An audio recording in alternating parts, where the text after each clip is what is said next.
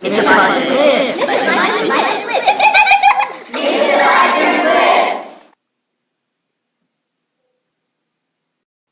This video is designed to help you start using your mnemonic to create your own commentaries and structure them, as well as remember all the things that you need to address.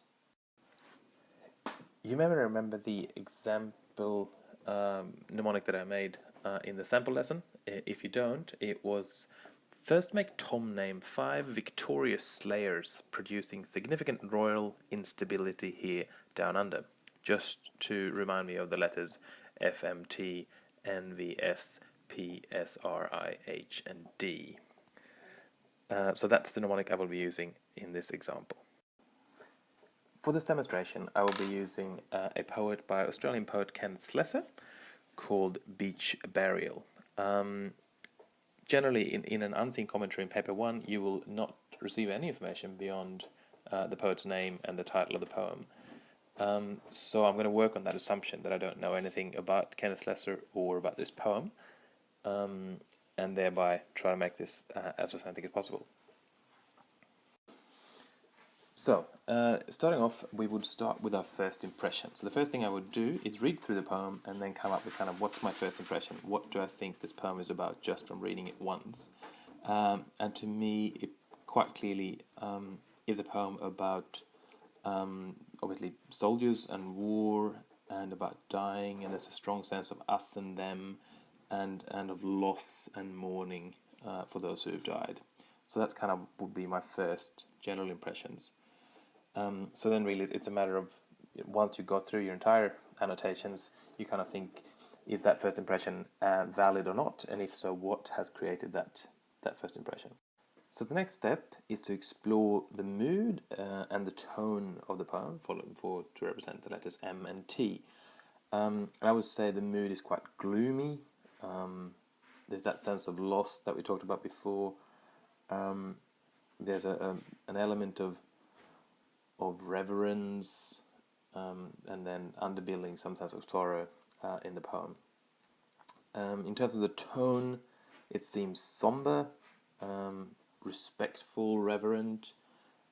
There's a sense of someone who feels a bit of awe for this moment and for the things that have happened around here. If we move now to the narrative stands in the passage, there's a sense of us and them built up through the pronouns used by the speaker. He refers to them throughout the passage, and I think them refers to both the people that seem to be on the same side, but also who are the theirs referred to here, but there's also a sense of enemies. As enemies they fought, so now we're looking at the other side, or fought with us, or neither. So there's a sense of there's us and there's them, and there's them who are on the other side,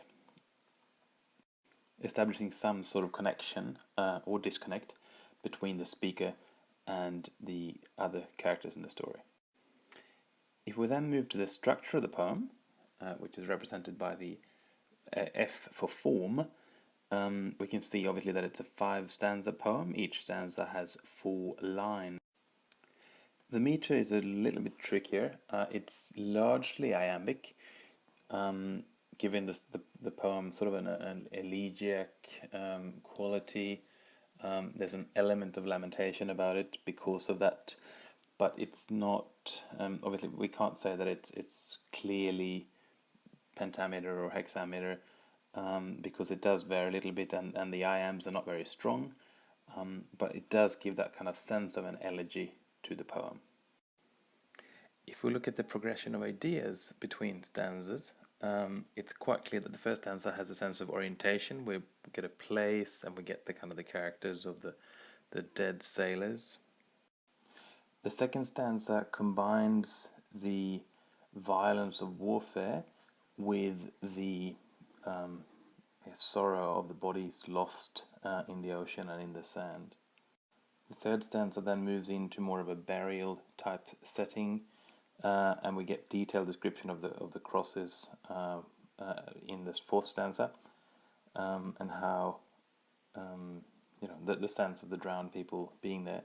And then finally, in the fifth stanza, we get that kind of equalizing nature of death and the fact that we're all equal when it comes to the bitter end. The next step then is to move on to vocabulary and look at the words, hence the letter V. And in this case, identify the words that are kind of interesting, that you think are a bit ambiguous, maybe a bit difficult, and see what can you do working with those particular words. So if we look in the very first line, the softly and humbly, the convoys of the dead, that would be kind of interesting to explore a bit further. In the second stanza, it's interesting how the gunfire is described both as a sob and a clubbing. And then there's that sort of interesting, so someone has the time to pluck them from the shallows and bury them in burrows. It's as if they're kind of habitating in their death bed. The third stanza is interesting because there seems to be kind of a conflict here between the almost violence in the driven stake and the intense loss and mourning, where we get the perplexity, the bewildered pity, and the words that choke as they begin. In the fourth stanza, I think the phrase "the ghostly pencil" is kind of interesting, in contrast to the or as an echo, I guess, of the fading paint and the dripping purple, etc., on the crosses, and the inscription that's kind of fading because no one knows who this seaman supposedly is. The last stanza might be a little bit more straightforward in terms of vocabulary. We get that sense of what the meaning is of the poem. I guess the only phrase we haven't talked about, I've described this as a 5-stanza poem up to this point. We should, however, note the almost afterthought or postscript El Alamein at the end there. Now, the IB never expects you to know geographical or historical detail at any depth, and in fact, if the phrase was there and of importance to the passage, it probably would be there as a kind of a definition on the end. But those of you that do history or have an historical interest might be familiar with El Alamein as one of the big kind of turning battles of World War II. So it might be important to note that in terms of, we know we're in the Gulf of the Arabs, we know El Alamein is in North Africa, which would be one in the Arab countries. So we could presumably, this poem certainly could connect to that idea.